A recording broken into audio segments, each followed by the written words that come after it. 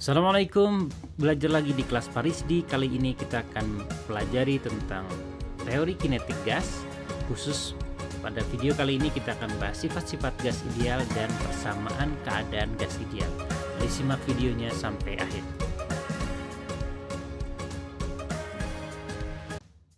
Nah, jadi untuk memudahkan mengingat ya, saya akan ringkas ya, sifat gas ideal itu menjadi lima saja ya. Yang pertama adalah sifat yang terkait dengan jumlah. Kemudian yang kedua adalah sifat yang terkait dengan ukuran. Kemudian tiga, terkait dengan interaksi. Kemudian empat, kata kuncinya adalah perilaku. Kemudian yang kelima adalah sifat yang terkait dengan aturan. Ya. Nah, kita mulai dari yang pertama. Ya. Jadi gas ideal itu adalah gas yang harus memenuhi jumlah yang sangat banyak. Ya, jadi disebut gas ideal ketika dia terdiri dari partikel-partikel yang sangat banyak. Tentu muncul pertanyaan, banyak itu berapa? 1000, sejuta, semiliar, atau berapa? Ya, jadi kira-kira banyak itu ordenya itu berkisar orde bilangan Avogadro. Ingat ya, kita kenal 1 mol partikel gas itu kira-kira ya 6,02 kali 10 pangkat 23 partikel. Jadi yang disebut banyak itu ordenya di sekitar 10 pangkat 23 partikel itu ya. Sifat yang kedua adalah terkait dengan ukuran ya. Nah, ukurannya itu kecil-kecil ya. Ukurannya kecil-kecil. Nah, kecil-kecil itu dalam arti bagaimana? Nah, dalam arti ukuran partikel gasnya itu jauh lebih kecil, nih bacanya jauh lebih kecil dibanding jarak antar partikel.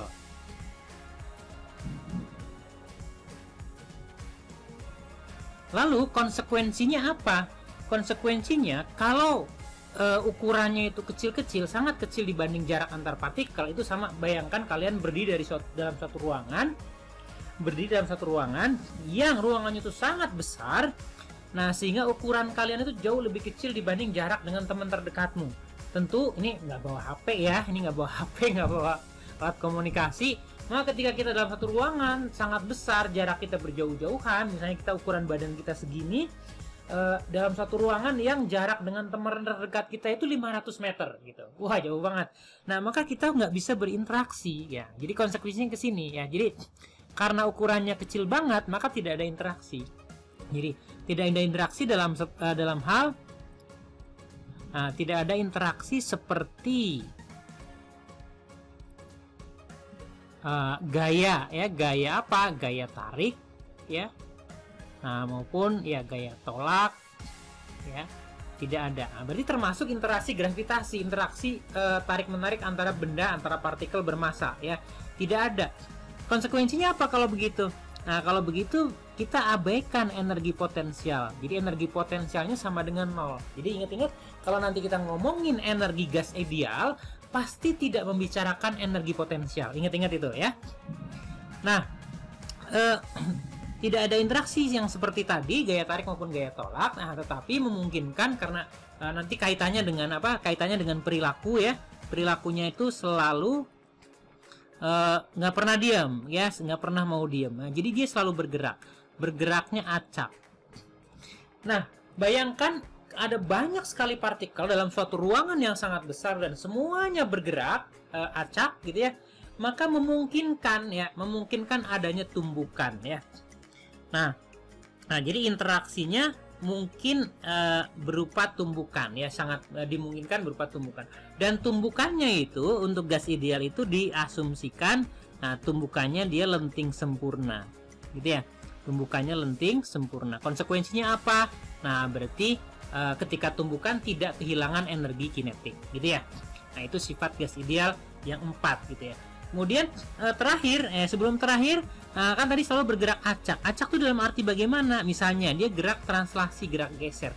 Maka dia acak ke sumbu X, sumbu Y, sumbu Z dan antaranya dengan rata-rata kecepatan yang sama. Ya, diasumsikan sama ke arah sumbu X, ke arah sumbu Y maupun ke arah sumbu Z. Ya. Nah, terakhir aturan. Nah, karena dia selalu bergerak, maka ada undang-undang lalu lintasnya ya. Jadi ketika bergerak ini dia memenuhi memenuhi hukum Newton ya, hukum gerak ya, hukum Newton tentang gerak. Nah, gas ideal ya, gas ideal akan memenuhi sifat-sifat yang seperti ini. Kemudian pada gas ideal nanti berlaku persamaan yang saya yakin kalian sudah sangat familiar ya. Tekanan dikali dengan volume itu sama dengan jumlah mol gas dikali tetapan gas umum dikali temperatur dalam Kelvin, temperatur mutlak, juga nanti sama dengan jumlah partikel dikali dengan tetapan Boltzmann dikali dengan suhu mutlak, dan juga sama dengan 2/3 dikali dengan N ya, N itu jumlah partikel dikali dengan energi kinetik rata-rata. Gitu ya. Nah, penjelasan detail atas persamaan ini, terutama yang bagian terakhir ini, kalian bisa saksikan di video berikutnya. Nah, setelah ini kita akan lihat contoh soal.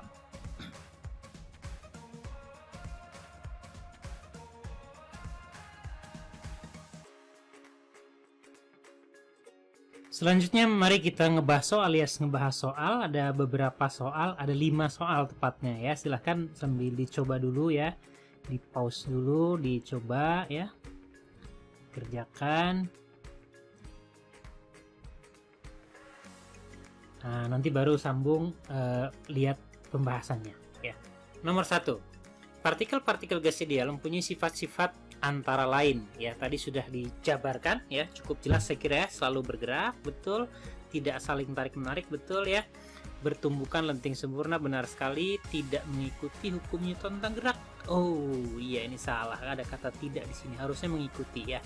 Jadi yang betul 1, 2, dan 3 cukup jelas, tidak ada masalah ya, lewat langsung ya. Langsung ke nomor berikutnya. Nomor 2, suatu jenis gas menempati volume 100 cm3 atau biasa kita sebut cc ya, cm3, pada temperatur 0 derajat Celcius dan pada tekanan 1 atmosfer. Bila temperatur menjadi 50 derajat Celcius sedangkan tekanan gasnya menjadi 2 atm, maka volume gasnya menjadi berapa cm3 ya. Nah, jadi ini jelas nih terkait dengan tekanan, volume, temperatur ya, 3 besaran itu.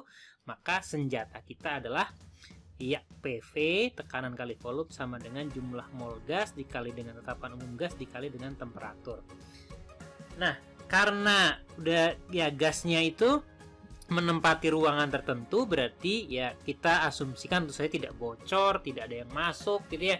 Berarti jumlah molnya tetap, N-nya tetap, dan R jelas tetapan, berarti N dikali R ini tetap. Artinya kita bisa gunakan PV dibagi dengan T. Nah, itu sama dengan NR kan, dan ini tetap. Nah, alias PV per T tetap, gitu ya. Jadi nanti kita akan pakai P2V2 dibagi T2 sama dengan gitu ya. Nah, tapi sebelum itu jangan lupa ya, ini bagian yang suka sebagian orang lupa, itu mengubah satuan temperatur. Nih penyakitnya di sini biasanya. Nolnya ini masih Celcius, jadi kita ubah dulu ke dalam Kelvin ditambah dengan 273. Jadi kita tulis di sini T1-nya adalah 0 ditambah dengan 273 berarti sama dengan 273 Kelvin. Kemudian di sana T2-nya berarti 50 ditambah dengan 273 sama dengan 323 Kelvin ya. Oke. Nah, setelah itu satuan yang lain boleh tidak diubah karena kita mau membuat perbandingan, dan jawaban yang diminta pun cm3 sama dengan satuan yang awal ya. Jadi langsung kalian bisa pakai P2V2 dibagi dengan T2 akan sama dengan P1V1 dibagi dengan T1 ya. Masukin angkanya, tekanannya menjadi 2 atm, kanan kiri atm saya nggak tulis lagi, V2 nya ditanyakan. Kemudian dibagi dengan temperaturnya adalah 323 Kelvin sama dengan P1-nya adalah 1 atm. Kemudian volumenya 100 ya, 100 cm3 ya, cm3 dibagi dengan temperatur mula-mulanya adalah 273. Nah, dari sini, nah ini kalau ini saran saya kalau nanti ketemu soal pilihan ganda ya, pilihan ganda. Nah, ngitungnya jangan terlalu rajin ya, maksudnya terlalu detail, kadang-kadang waktunya nggak cukup. Nah, kalian bisa lakukan seperti ini, V2 sama dengan 100 cm3 dibagi 2 yang mana? Ini 2-nya pindah ke sana, kemudian ini ada 323 dibagi dengan 273. Nah, kita jelas lihat ada 100 bagi 2. 100 bagi 2 itu 50 kan cm kubik dikali dengan, nah ini kan pengalinya kan cuma satu lebih sedikit.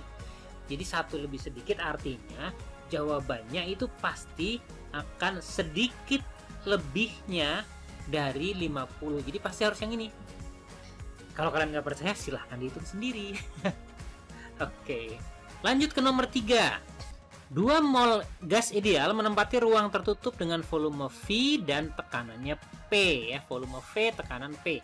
Jika gas dipanaskan sehingga temperatur mutlaknya menjadi 2 kali semula, jadi kita tulis dulu ya, T2-nya sama dengan 2T1 ya. Nah, kemudian maka tekanannya jadi berapa ya? Tadi disebutkan ada jumlah mol ya dalam ruang tertutup. Nah, dengan volume tetap. Oh, ada kata kunci di sini, volume tetap. Berarti kita punya V2 sama dengan V1 ya.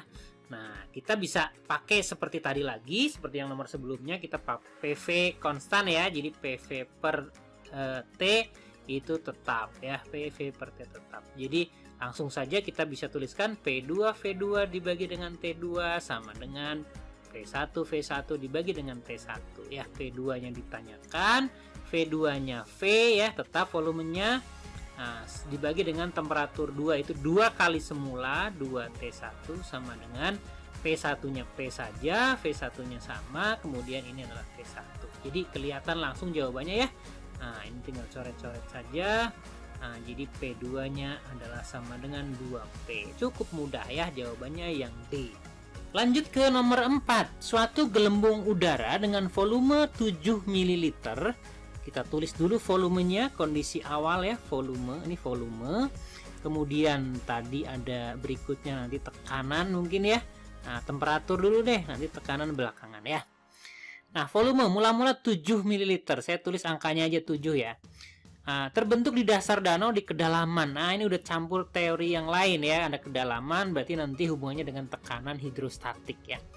Lalu gelembung tersebut naik ke permukaan. Tekanan udara di permukaan adalah 1 bar. Jadi tekanannya 1 bar. 1 bar itu 10 pangkat 5 Pascal ya. Nah, itu diingat-ingat nih 1 bar. 10 pangkat 5 Pascal. Nah, kerapatannya dianggap konstan, jadi rho ya, massa jenis 1 gram per mililiter. Jika suhu air di dasar danau adalah 7 derajat Celcius, nah ini 7 derajat Celcius, langsung saja ditambah 273 ya, jadi berapa tuh? Iya, gampang ya, 280. Ini udah Kelvin ya satuannya ya. Nah, kemudian di permukaan, nah ini kondisi 1, ini kondisi 2 ya. Nah, di permukaan itu 27 juga ditambah 273, jadi sama dengan 300. Jadi ini di sini 300 Kelvin ya. Pertanyaannya adalah volume tepat di permukaan itu berapa? Nah, ini menarik ini ya. Nah, jadi ini di permukaan, misalnya ini di kedalaman sana ini volumenya ini V1. Nah, tekanannya misalnya ini P1 gitu ya. Nah, kemudian temperaturnya T1 misalnya terus naik ke sini. Kalau naik kan pasti dia volumenya nambah kan karena tekanannya berkurang. Ya, ini adalah yang P2. Nih saya salah ya, berarti salah milih ya. Salah milih gimana, Pak? Nah, ini nih kan tadi saya bilang tekanan yang P2-nya, P1-nya yang 10 pangkat 5. Berarti ini P2 ya, karena yang di permukaan kan ini tekanan udara di permukaan ya adalah 1 bar. Berarti 10 pangkat 5-nya di sini. Nah, berarti yang di P1 itu yang di kedalaman itu kita cari sama dengan apa? Sama dengan P yang di permukaan, P2, karena ini ada kedalaman H, nah ditambah dengan tekanan hidrostatik rho GH. Nah, itu jangan lupa ya, ini 10 pangkat 5 ditambah massa jenisnya 1000 kg per meter kubik dikali G-nya 10, kedalamannya 10, ini pangkat 3 maaf ya, 1000 kan, 10 pangkat 3. Jadi 2 kali 10 pangkat 5. Oke, jadi kita punya ini tekanannya di kedalaman sana 2 kali 10 pangkat 5 ya. Nah, pertanyaannya volumenya di sini berapa gitu. Sama dengan yang tadi, kita tinggal pakai PV per T konstan ya. PV per T konstan, kita tinggal pakai P kali V dibagi dengan temperatur itu konstan ya. Kita masukkan ke dalam rumusnya. Kita akan punya P2 V2 per T2 sama dengan P1 V1 per T1 ya. Oke, tinggal masukkan angkanya. P2 itu di permukaan itu yang ini ya, 10 pangkat 5, berarti ini 10 pangkat 5 dikali dengan V2 yang mau dicari dibagi dengan T2-nya di permukaan 300 Kelvin sama dengan P1-nya 10 pangkat 5, maaf dikali 2 ya, ada angka 2-nya di depan ini ya. Dikali dengan ini 7 ml dibagi dengan 280 ya. Nah, sudah nih angkanya terlihat cantik-cantik nih, 10 pangkat 5, 10 pangkat 5. Kemudian di sini ada angka 7, ada angka 00. 7-nya dibagi 28 dulu ya, dapat angka 4. Nah, di sini ada 2 dengan 4 dapat angka 2. Terakhir ketemu ya, ketemu berapa? Ya ini tinggal pindah ke kanan aja dikit ya. Pindah ke kanan itu adalah V2-nya ketemu sama dengan 30 dibagi 2 ya, sama dengan 15 ml ya. Gitu. Jadi jawabannya cukup jelas yang C. Soal terakhir alias soal nomor 5, sebuah tabung bervolume 1 liter terbuka. Ada lubangnya kali maksudnya ya. Mula-mula suhu gas dalam tabung adalah 27 derajat Celcius. Langsung saja pokoknya ganti satuannya ya, 27 tambah 273. Nanti instingnya, refleksnya langsung begitu ya kalau ketemu soal teori kinetik gas, termodinamika. Temperatur selalu dalam Kelvin ya. Kemudian tabung dipanaskan sehingga suhu gas menjadi T2-nya menjadi sama dengan 127 ditambah 273 sama dengan 400 Kelvin ya, 400 Kelvin. Perbandingan massa yang keluar ya, massa yang keluar berarti perubahan massa dong ya, delta M ya, dibagi dengan massa awal. Massa awal itu berarti massa semua ya, massa total. Ya, ini yang ditanyakan. Oke, jadi saya ilustrasikan seperti ini. Ini ada tabung seperti ini ya. Nah, di wadahnya misalnya ini volumenya V1. Nah, terus nanti ketika dipanaskan ini ada yang keluar gitu ya, ada yang keluar, sebagian ini keluar, misalnya yang keluar segini. Ini adalah delta V berarti ya. Nah, ingat-ingat volume 2-nya berarti nanti sama dengan V1 ditambah perubahan volumenya ya. Kita bisa langsung, karena ini gasnya wadahnya terbuka ya, jadi kita asumsikan tekanannya tetap ya, jadi P tetap. Karena ruangnya membesar ya, bolong, jadi tekanannya tidak berubah. Tekanan tidak berubah, jadi kita bisa langsung pakai apa? Langsung pakai V per T konstan. Jadi V2 per T2 sama dengan V1 per T1. Nah, langsung saja kita masukkan V2-nya, kita cari gitu ya. Kemudian T2-nya itu adalah 400 Kelvin. Nah, sama dengan V1-nya misalnya kita sebut V aja.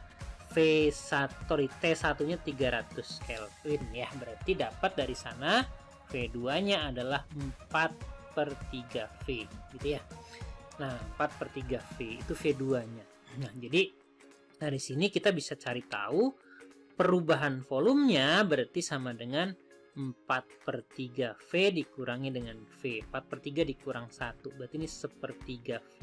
Nah, itu massa volume yang keluar. Sementara yang ditanya adalah delta M per massa total. Delta M ini setara dengan volume ya, perubahan volume alias volume yang keluar.